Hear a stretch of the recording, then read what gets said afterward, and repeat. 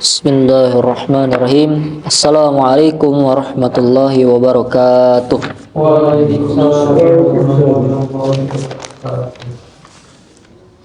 Kaifa haluk ya ikhwah? Alhamdulillah.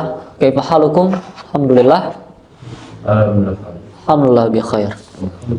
Alhamdulillah la'allakum bi khairin insyaallah.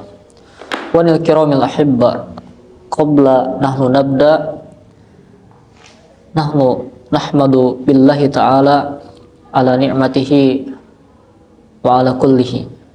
Alhamdulillahi rabbil alamin.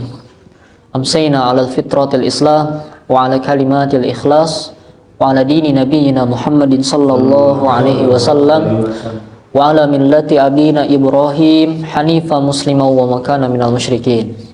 Alhamdulillahi rabbil alamin. Alhamdulillahilladzi bi ni'matihi tatimmus shalihat. Allahumma salli ala Muhammad wa ala ali Muhammad kama sallaita ala Ibrahim wa ala ali Ibrahim innaka Hamidum Majid. Allahumma barik ala Muhammad wa ala ali Muhammad kama barakta ala Ibrahim wa ala ali Ibrahim innaka Hamidum Majid. Asyhadu an la ilaha illallah wahdahu la syarikalah wa asyhadu anna Muhammadan abduhu wa rasuluh, amma ba'd. Waqala ta'ala fi kitabihil karim, a'udzu billahi minasyaitonir rajim, ya ayyuhalladzina amanu taqullaha haqqa tuqatih wa la tamutunna illa wa antum muslimun. Wa qala Rasulullah sallallahu alaihi wasallam, ittaqillaha haitsu ma kunta wa atbi'is sayyi'atal hasanata tamhuha wa khaliqin nasa bi khuluqin hasan.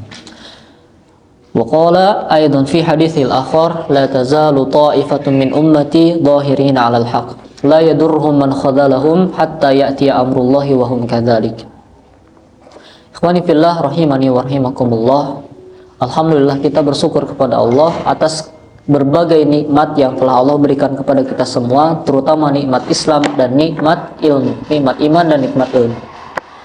Dengan nikmat iman kita dapat membedakan yang baik dan yang buruk, dan dengan nikmat ilmu kita dapat membedakan mana yang benar dan mana yang salah, mana yang benar dan mana yang salah. Maka sungguh Allah Subhanahu wa taala, kita bersyukur kepada Allah Subhanahu wa taala atas berbagai kenikmatan, terutama nikmat iman dan nikmat ilmu.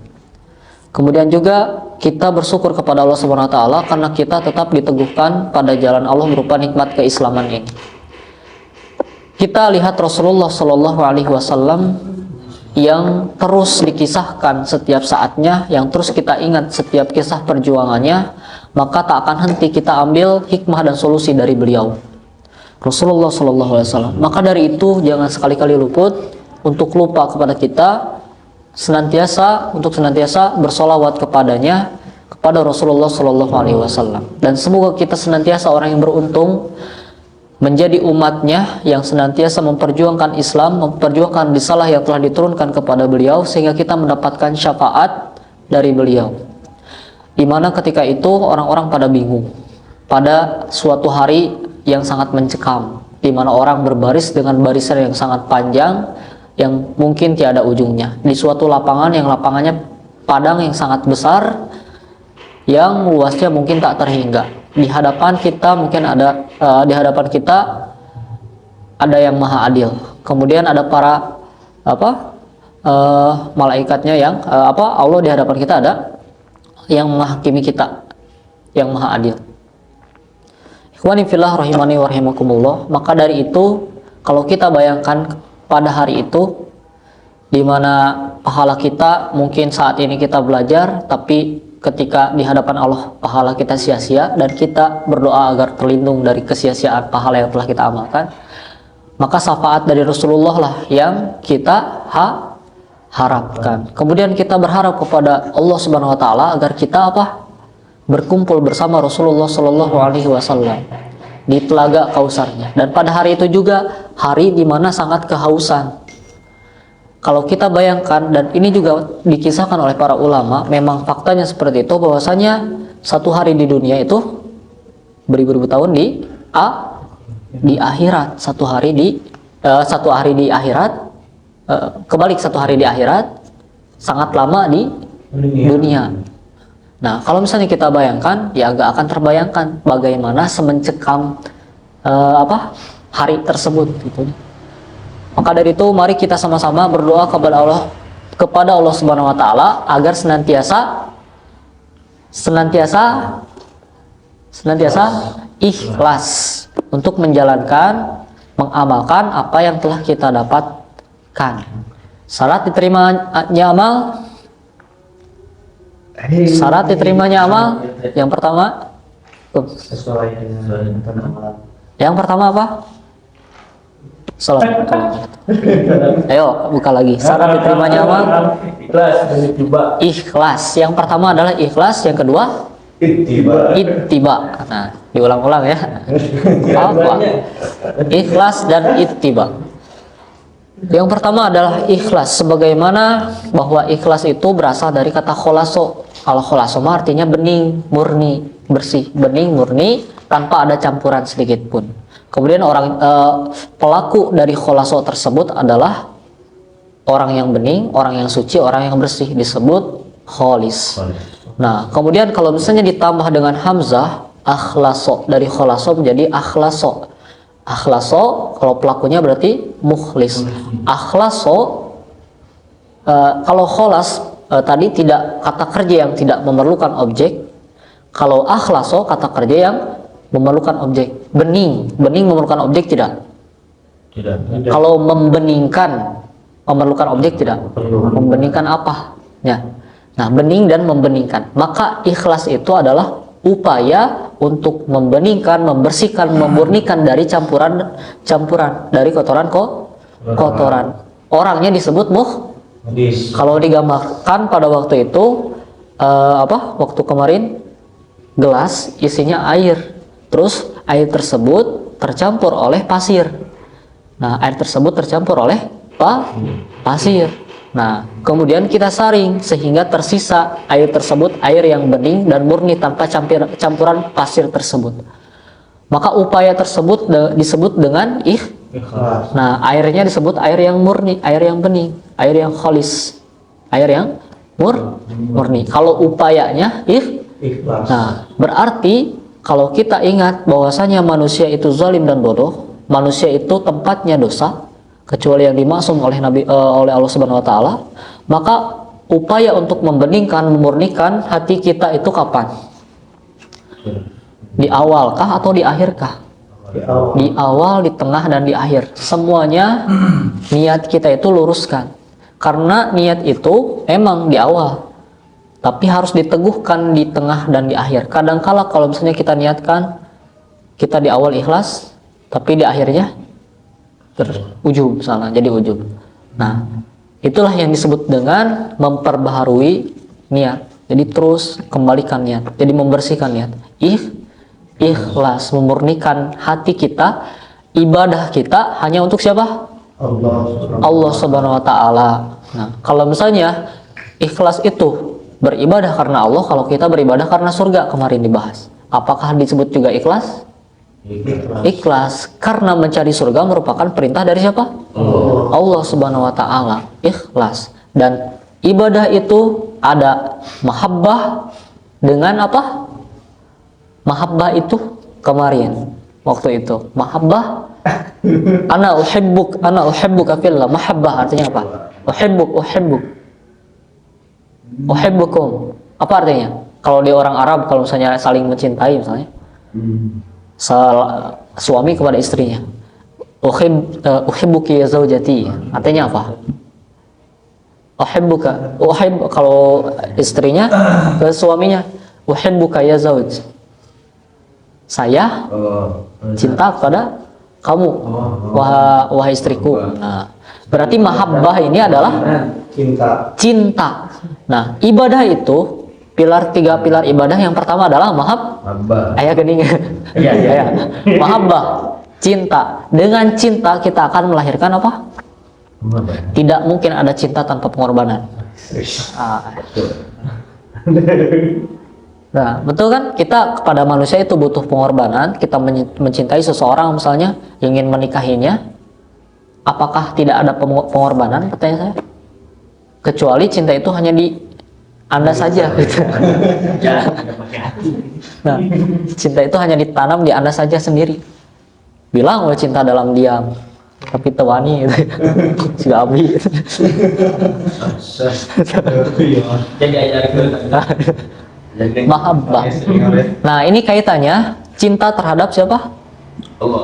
Rob kita. Cinta terhadap pencipta kita yang maha cinta. Maka melahirkanlah yang namanya pengorbanan. Melahirkanlah pengorbanan. Dan pengorbanan tersebut dalam bentuk apa? Wa ma khalaqtul jinna wal ins. Kata Allah misalnya ya, mungkin kalau misalnya Allah berkata, maneh teh okoh cinta ka orang tapi nah mung sujud ka orang. Nah maneh mung sujud ka orang katanya. Iblis wae sujud ka Allah, da mung sujud ka Nabi Adam teh bisi ieu non teh non itu mah manusia katanya. Tapi nah orang mung sujud ka Allah katanya. Lebih-lebih dari iblis berarti. Nah, seperti itu. Cinta itu melahirkan pengorbanan. Pengorbanan tersebut berupa ubudiyah, penghambaan kepada Allah SWT. Dan ubudiyah itu tidak, penghambaan itu bukan terhadap makhluk, tapi kepada siapa? Hanya kepada Allah SWT. La ma'buda illallah. Tidak ada penghambaan kecuali kepada Allah. La ilaha illallah. Nah, itulah salah satu makna dari la ilaha illallah. Tidak ada penghambaan kecuali kepada siapa? Allah. Kepada Allah Subhanahu wa taala. Nah, jadi jangan sampai rendah diri di hadapan manusia. Yang di hadapan manusia itu rendah hati. Kalau rendah diri di hadapan Allah. Kalau di hadapan manusia itu tawadu, merendahkan hati, hormat, sopan, bukan merendahkan diri sehingga kita dibantai oleh yang lain tentunya. Yang kedua, pilar ibadah yang kedua adalah apa, Kang? Bukan roza. Khosyah ya. Itu sebetulnya yang pertama itu khosyah ya. Ini yang kedua. Yang kedua khosyah, takut. Nah, ibadah pilar yang kedua adalah khosyah. Ini yang unik dari khosyah ya.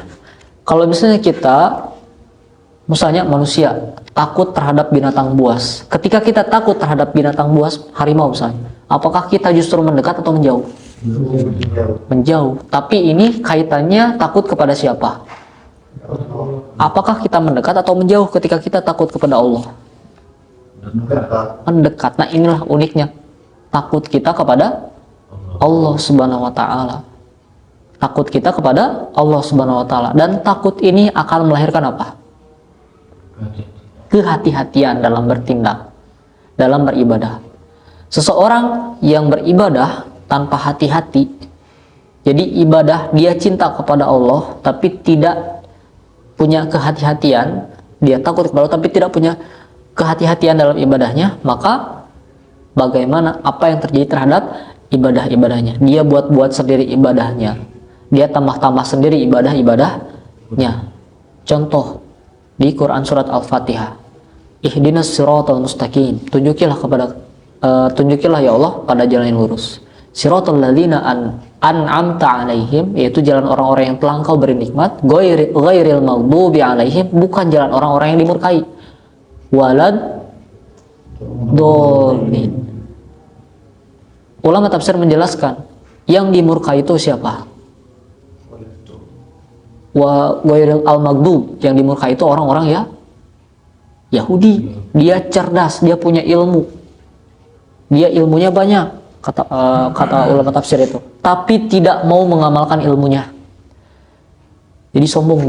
Kalau misalnya digambarkan pada surat yang lain di Al-Jumu'ah, kamatsalil himar yahmilu asfaro, seperti keledai tapi membawa kitab, banyak kitab nanti. Terus diajar tapi tidak diamalkan. Jadi keledai membawa kitab, itu kan. Sama tinggalnya keledai tahu keledai? Kuda, siga kuda adanya. Nah, tapi mau kitab banyak. Nah, siga gitu, keledai bisa baca buku. Itu kan. Terusnya dibawa kitab. Jadi tidak mengamalkan ilmunya. Itulah yang dimurkai oleh Allah Subhanahu wa taala. Yang kedua, waladhdallin. Sesat. Tersesat dari jalan Allah. Nah, ini semangatnya ibadahnya tinggi. Ini adalah orang Nasrani. Semangat ibadahnya tinggi sekali. para rahib itu ibadahnya wah resepnya, tapi tanpa ilmu, ibadahnya tanpa ilmu. Nah inilah pilar ibadah adalah takut, dan takut ini adalah melahirkan kehati-hatian dalam bertindak, dalam beribadah kepada Allah Subhanahu wa taala. Takut lisan kita menyakiti orang lain, takut tingkah laku kita menyakiti orang lain, takut ibadah kita tidak diterima, dan takut yang mendekatkan diri kita kepada siapa? Allah. Rob kita semua, Allah Subhanahu wa taala. Yang ketiga, apa Kang? Roja. Pak Jajang, Ustaz Jajang kemarin menjelaskan. Kalau misalnya kita ibadah, disuruh ibadah, tapi tidak ada surga dan neraka, nyarugi atau orang mah, cek Pak Jajang, bahasa tog mau nanya bahasa Pak Jajang. Memang seperti itu, karena kita itu, ibadah kita itu harapannya, punya harapan kepada Allah Subhanahu wa taala. Berupa apa tujuan kita? Yang pertama apa tujuan kita? Nah itulah harapan kita. Ayo ghayatun nas libtigha'a mardotil lah wa libtigha' daril akhirah ay al jannah. Bahwasanya tujuan kita itu untuk menggapai ridho Allah dan kebahagiaan di negeri Akhirat. berupa Surga. Nah itulah harapan kita semua ketika kita beribadah. Dan seseorang yang punya harapan akan melahirkan punya harapan akan melahirkan kesungguhan. Tidak ada harapan kecuali angan-angan tanpa kesungguhan. Tidak ada harapan tanpa kesungguhan kecuali angan-angan saja. Nah, itulah makanya harapan itu harus dibuktikan dengan penghambaan berupa kesungguhan dalam beribadah. Manusia itu yazid wa yanqus, kata Imam Al-Ghazali. Malaikat imannya seperti apa? La yazid wa la yanqus, tidak bertambah tidak berkurang, kata Imam Al-Ghazali. Terus iman para nabi dan rasul, yazid wa la yanqus, bertambah dan tidak menurun. Kemudian iman orang-orang munafik, iman orang-orang kafir yang menentang Islam, la yazid wa yan, tidak bertambah tapi terus menurun. Nah, itu 4 kategori iman menurut Imam Al-Ghazali. Nah, kita sebagai umat Islam, yazid wa yan, imannya manusia seperti itu. Imannya umat Islam yang biasa seperti kita bertambah dan turun. Kadang kita di atas, kadang turun. Nah, yang kita butuhkan apa? Nasihat. Berupa apa? Ilmu. Makanya ketika kita putur, contoh saya misalnya, saya juga seorang pendosanya. Ketika kita saya putur suka melihat apa kajian-kajian atau apa gitunya. Untuk apa? Untuk menasehati diri saya sendiri. Yang kedua, punya teman yang soleh. Nah, hakul muslim alal muslim sittun. Idza laqitahu fasallim alaihi wa idza laqitahu fasallim alaihi, jika berjumpa ucapkanlah salam. Kemarin wa idza stansahaka fansahlahu, dan jika meminta nasihati maka nasihatilah. Itulah gunanya teman yang soleh. Di Quran surat Al-Asr, wa tawassaw bis, apa artinya? Saling menasihati dalam hak, saling menasihati dalam kesabaran. Nah, itulah manfaat hikmah dari teman yang soleh. Ketika kita misalnya kita makan, Mario makan bala-bala, cengek bala-bala, karek ngahuap cengekna, bala-bala sampai bismillah kan, terus rek ngahuap cengekna, tong kitu atau mana siga setan, tamal muncul babaturan biasa gitu ya, kayak gitu, etama pandangan setan. Nah, ketika kita dinasihati jangan tersinggung, karena nasihat itu adalah nasihat yang baik. Makan dengan tangan kiri adalah cara setan. Nah, nasihat itu adalah nasihat baik, maka kita harus menerima. Nah, seperti itulah. Jadi itu gunanya teman yang soleh. Yazid wayan iman manusia itu naik dan turun. Oke, kembali lagi bahwasanya ibadah, syarat diterimanya ibadah yang pertama apa? Ikhlas. Memurnikan hanya untuk Allah Subhanahu wa taala, karena Allah Subhanahu wa taala. Yang kedua, ittiba. Dalam sebuah hadis, sebagaimana dalam sebuah hadis ada seseorang ketika itu umat Nabi Muhammad SAW itu bertemu Rasulullah di Telaga Kausar. Jadi ketika kita minum air dari Telaga Kausar tersebut tidak akan haus selama-lamanya di akhirat nanti. Nah, di akhirat nanti. Akan tetapi ada orang yang terhijab oleh Allah Subhanahu wa taala. Ada hijab gitunya. Dihijab oleh Allah Subhanahu wa taala antara Rasulullah dan umatnya.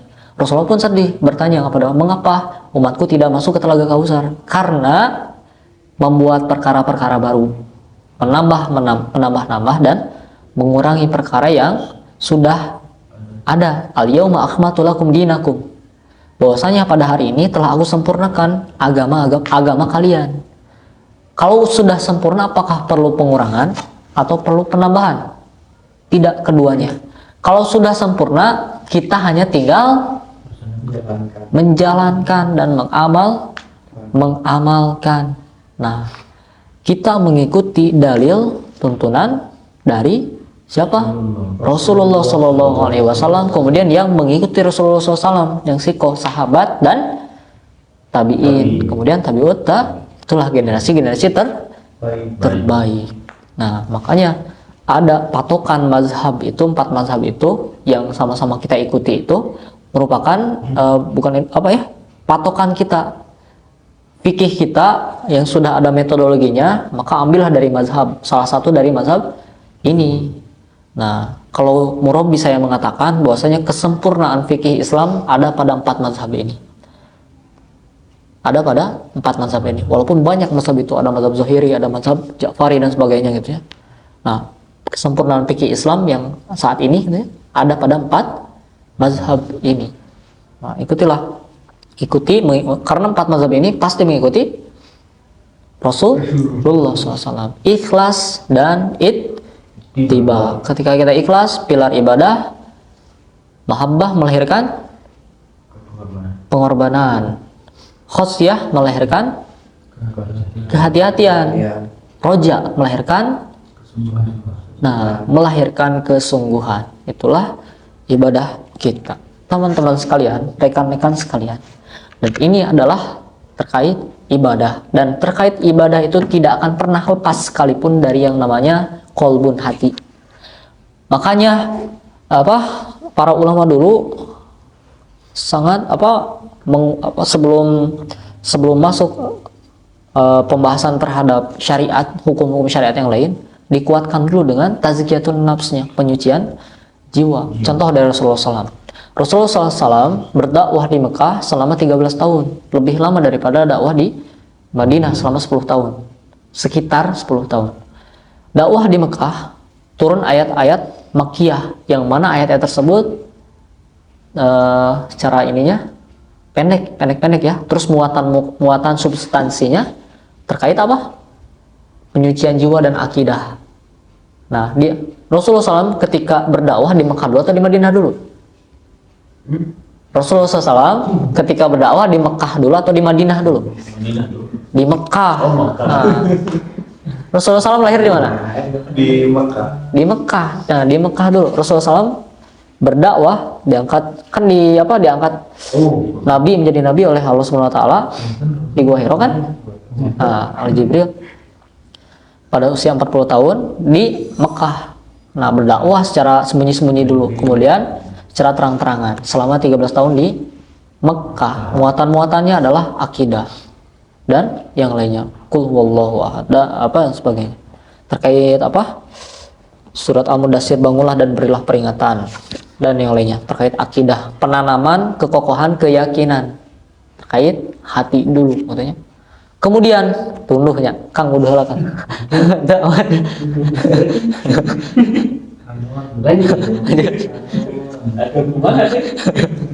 Kemudian yang kedua, ketika berdakwah di Madinah, Rasulullah SAW muatan substansi dakwahnya yaitu terkait hukum-hukum syariat. Hukum-hukum syariat diharamkan apa misalnya jauhilah ini, jauhilah apa terkait cara apa gitu ya, terkait bernegara dan yang lainnya gitu. Itu hukum-hukum syariat. Maka dari itu sebelum kita mengamalkan sesuatu dengan anggota badan, maka harus kuatkan dulu dan benarkan dulu keyakinan akidah kita dulu. Maka dakwah maka ilmu tauhid, ilmu akidah itu sangat penting bagi kita semua. Kemudian ilmu hati itu juga sangat penting bagi. Apa yang menyebabkan hati sakit, apa yang menyebabkan hati kita rusak, apa yang menyebabkan hati kita bersih agar kita mengikutinya. Nah, seperti itu. Itu rekan-rekan terkait muatan-muatan ubudiyah, penghambaan kita kepada Allah Subhanahu wa taala. Kembali lagi bahwasanya benar tidaknya amaliyah tata cara seseorang tergantung keyakinan. Benar tidaknya keyakinan Seseorang. Nah, amaliyah tergantung Iman. I'tiqadiyah. Amaliyah tergantung dengan i'tiqadiyah. Amaliyah itu segala sesuatu yang berhubungan dengan tata cara ibadah kita. Contohnya apa? Contohnya apa? Salat. Kemudian wudu, zakat, haji, saum.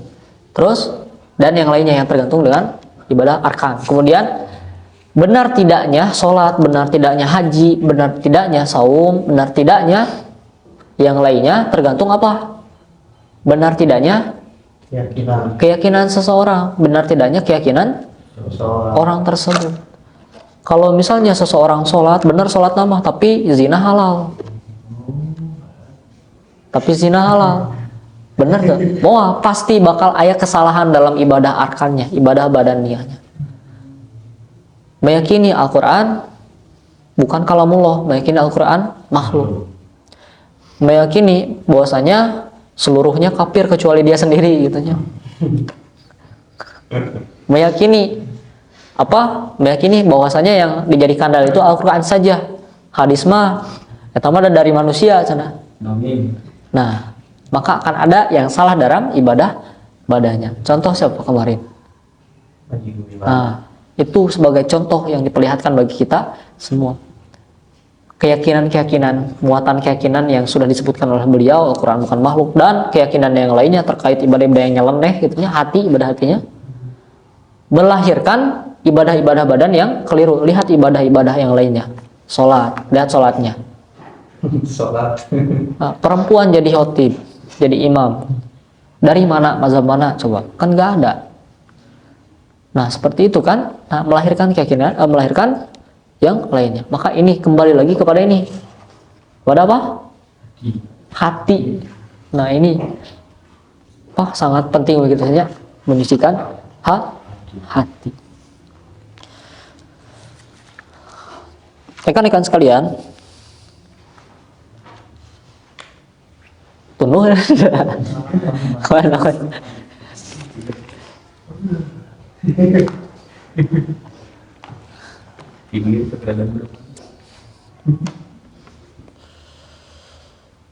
Dibuka Quran surat Al-Imran ayat 140. Al-Imran ayat 140.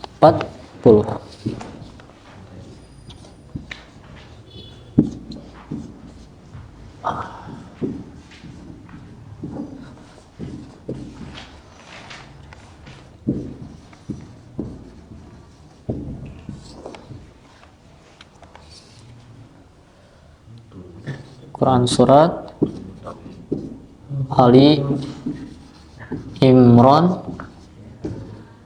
140 ayat. Yang sudah ketemu langsung dibaca.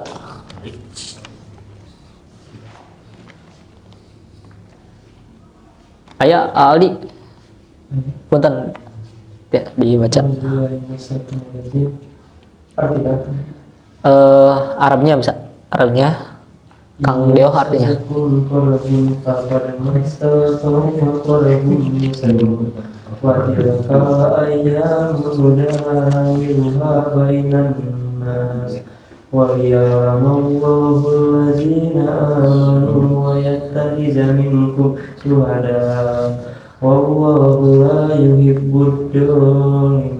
Wallahu la yuhibbul zalimin. Kang Deo, punten Kang Deo.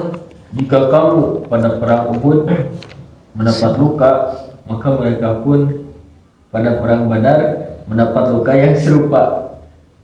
Dan masa kejayaan dan kehancuran itu kami pergilirkan di antara manusia agar mereka mendapat pelajaran, dan agar Allah membedakan orang-orang yang beriman dengan orang-orang kafir, dan agar sebagian kamu dijadikannya gugur sebagai syuhada, dan Allah tidak menyukai orang-orang yang zalim. Dan Allah tidak menyukai orang-orang yang zalim. Dibuka Quran surat Al-Hasyr. Lupa lagi saya ayat 11 kalau nggak salah. Ya ayyuhalladzina amanu taqullah. Al-Hasyr, Al-Hasyr. Al-Hasyr di juz 28. Ya. Wal tanzur nafsum ma qaddamat lighad wattaqullaha innallaha khabirum bima ta'malun. Juz 28.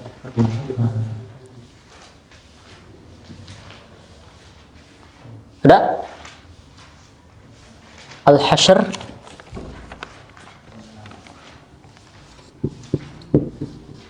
Al-Hasyr.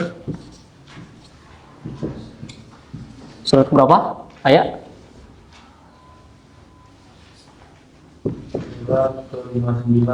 59. Coba dibuka ayat 11.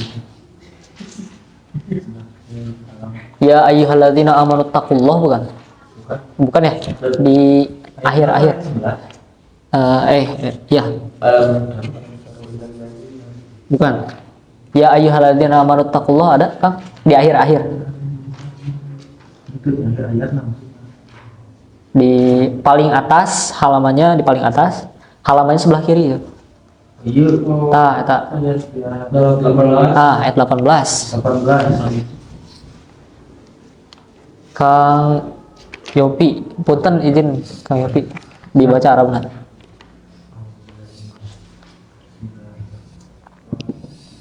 Ya ayyuhallazina amanu taqullaha wal tanzur nafsum ma qaddamat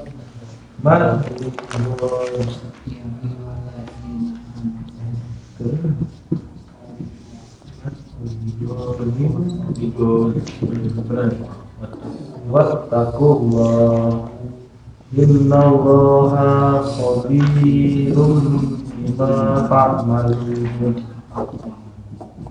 Innallaha khabirum bima ta'malun. Kang Dandi, punten biasa dibaca artinya. Wahai orang-orang yang beriman, bertakwalah kepada Allah, dan hendaklah setiap orang memperhatikan apa yang telah diperbuatnya untuk hari esok di akhirat. Dan bertakwalah kepada Allah, sungguh Allah Maha teliti terhadap apa yang kamu kerjakan.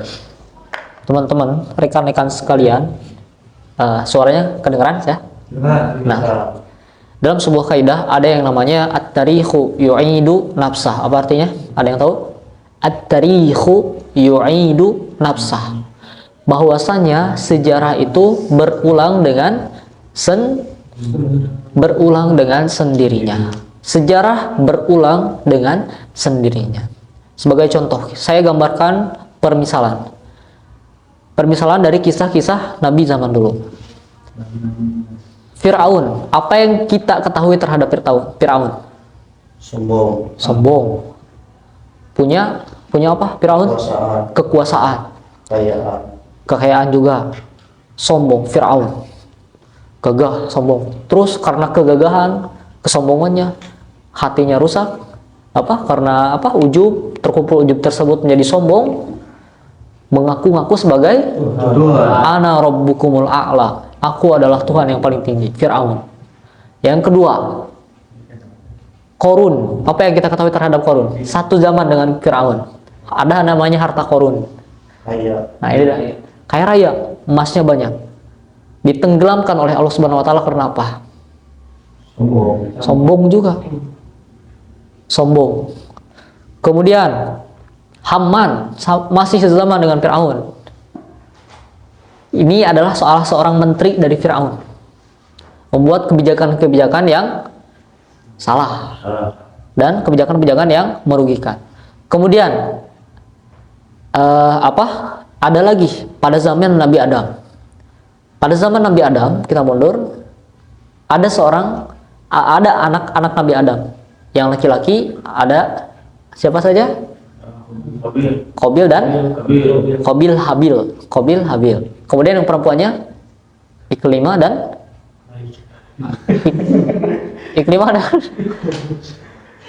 siapa? Astagfirullah. Iklimah dan Labuda. Nabi Adam menikahkan anaknya karena populasinya mereka, ya, menikahkan putra dan putrinya. Qabil dinikahkan oleh Nabi Adam akan dinikahkan dengan Labuda. Habil dinikahkan dengan Iklimah. Habil dinikahkan dengan Iklimah. Akan tetapi Qabil siriknya. Da orang mah hayang dinikahkan jeung Iklimah. Terjadilah persaingan. Allah menyuruh kepada Nabi Adam untuk membuat persembahan. Kalau Habil mah persembahannya hewan ternak, kalau Qabil mah buah-buahan, tani-tanian, sehingga menjadi busuk kalau hewan ternak. Nah, yang diterima siapa? Habil. Nah, akhirnya apa? Pembunuhan pertama terjadi. Gara-gara siapa? Wanita. Kedua, tadi pada zaman Nabi Musa, Fir'aun sombong karena apa? Tahta. Korun sombong, ditenggelamkan harta bersama dia karena apa? Harta, tahta, dan wanita. Dari dulu sampai sekarang masalahnya sama nggak? Nah, at-tarihu membuktikan bahwasanya sebuah kaidah ini benar, bahwasanya sejarah itu berulang dengan sendirinya. Terus yang bedanya apa? Pelaku dan tempat. Betapa banyak pada hari ini yang saling membunuh karena wanita. Betapa banyak pada hari ini yang sombong, yang meninggalkan sholatnya hanya karena hartanya yang dicari dari pagi sampai pagi lagi. Betapa banyak yang menyogok, mengkorupsi uang rakyat karena tahtanya, sehingga melupakan kesadarannya sendiri. Harta tahta itu sebagai permisalan dan contoh bahwasanya sejarah berulang dengan at-tarihu yu'idu nafsah. Begitupun dengan sejarah Islam. Betapa banyak kemenangan-kemenangan yang telah Islam raih, kemudian juga ada kekalahan-kekalahan yang Islam raih juga. Wa tilkal ayyamu nudawiluha bainan nas. Tadi apa artinya? Dan Allah pergilirkan kemenangan dan Allah pergilirkan bergilirkan bainan nas, di antara manusia, kemenangan, kejayaan dan kekalahan. Maka kalau misalnya hari ini kita lihat bahwasanya Islam teh dibuli wae orang kafir teh, maka jangan sampai suuzon. Lihat saja nanti Allah akan pergilirkan. Itu pasti karena janji Allah. Wa tilkal ayyamu nudawiluha bainan, dan akan dipergilirkan kejayaan dan seperti itu. Ada sebuah seperti ini. Masa lemah, lihatnya, perhatikan, konsentrasi. Masa lemah melahirkan orang-orang kuat. Sekali lagi, masa lemah, waktu yang lemah, masa lemah, peradaban yang lemah melahirkan orang-orang yang kuat. Contoh, orang-orang yang dari kecil itu sudah serba terbatas sehingga dia memaksa dirinya sendiri untuk mandiri, mencari kehidupan sendiri, mandiri, cari uang sendiri, terus bekerja sendiri, terus ngapain sendiri, itu mandiri, sehingga nanti melahirkan apa? Waktu besarnya, insya Allah dengan izin Allah sebuah jadi kuat dirinya kan, tahan banting, betul kan? Nah, kemudian lihat perbedaan orang kota dan orang desa yang di desa nanti gunung gitunya, wah mengalacai teh hese, ngalacai teh kudu nimba terus dipakul cai teh. Akan ada perbedaan gak pada fisiknya? Pasti. Karena apa? Karena ada serba tekanan dari desa, sehingga tekanan tersebut melahirkan sebuah kekuatan. Masa yang lemah melahirkan orang-orang yang kuat. Dan orang-orang yang kuat, orang-orang yang cerdas ilmunya, kuat fisiknya, melahirkan kejayaan. Melahirkan kejayaan. Itu sudah dibuktikan. Dinasti Andalus, orang-orang cerdas-cerdas.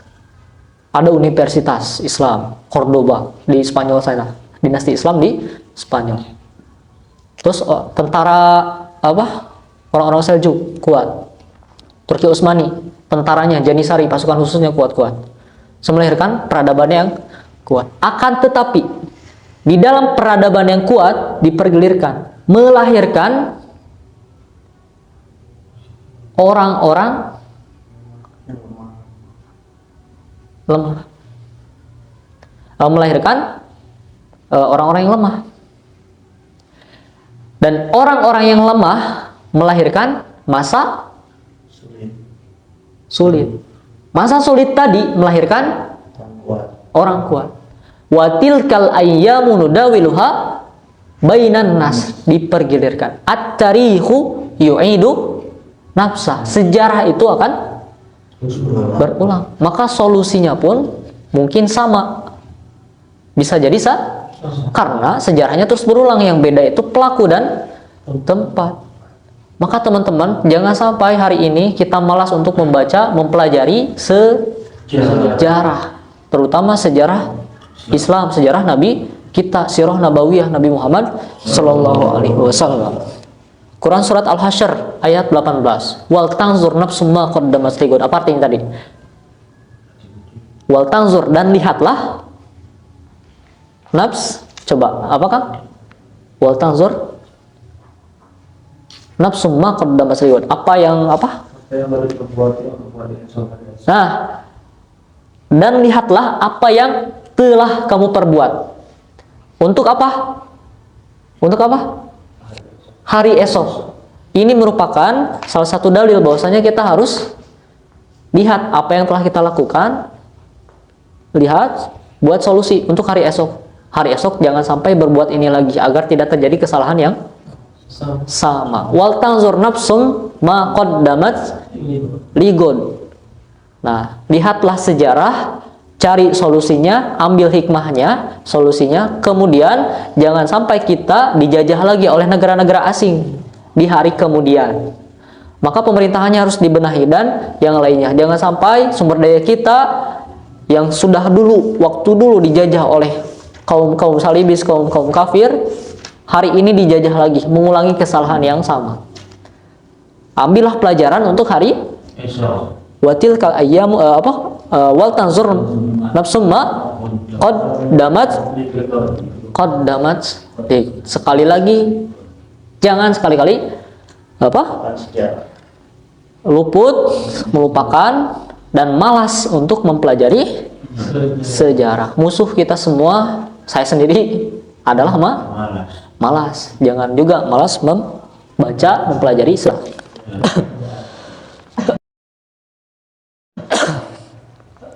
Udah, rekan-rekan, itu terkait sejarah, bahwasanya akan dipergelirkan terus oleh Allah SWT, dan akan terjadi berulang dengan sendirinya. Nah, di dalam tarikh akidah tauhid, sejarah akidah tauhid, nah, setiap orang yang lahir itu pasti Islam. Fitrahnya adalah fitrahnya adalah Islam. Nah, Nabi Adam lahir ke diturunkan ke bumi Islam. Nah, kecuali ibu bapaknya yang menyebabkan dia Yahudi dan Nasrani, dia Majusi. Seperti itu kan? Nah, seperti itu.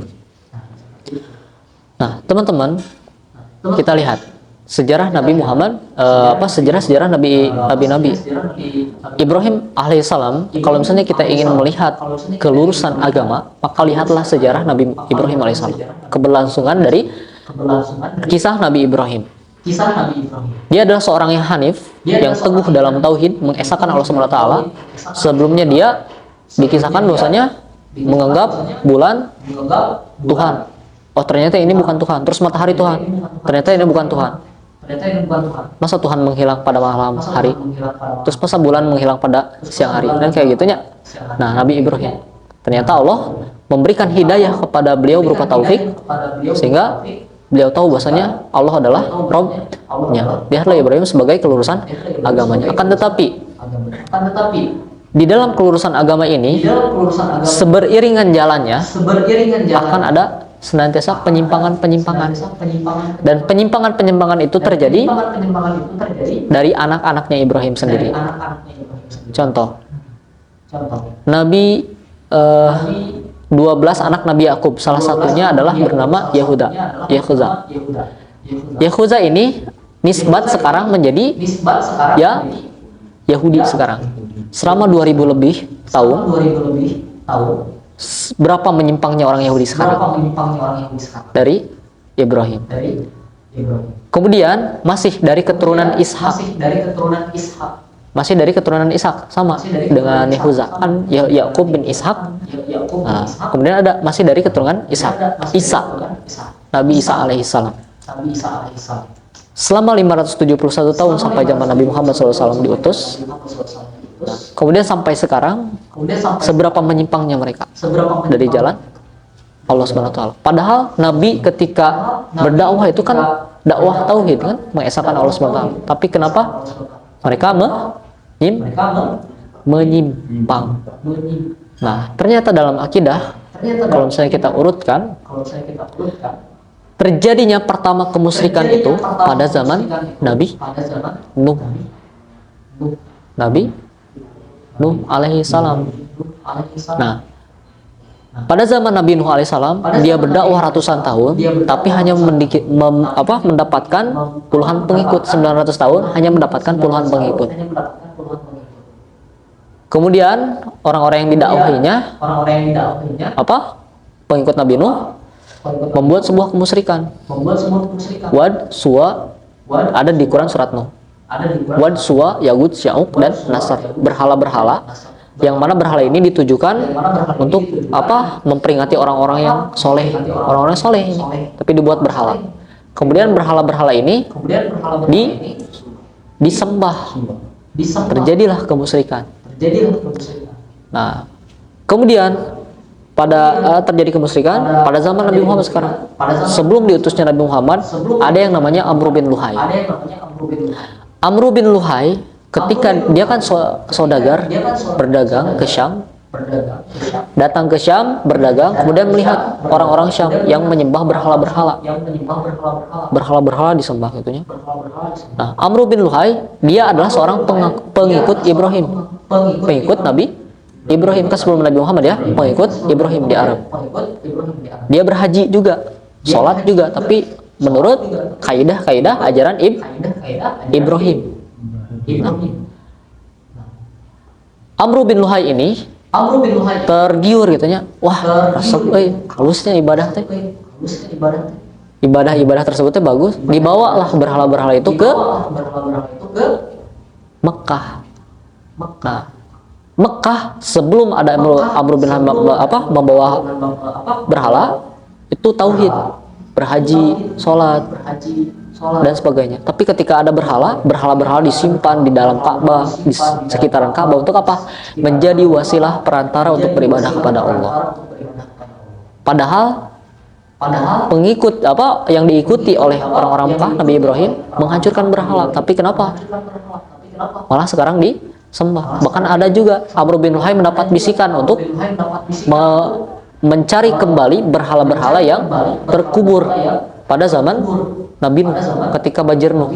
Kan Banjir Nuh ya, berhala-berhala Wad, Suwa, Yagus, nah itu kan terkubur. Nah, dicari lagi.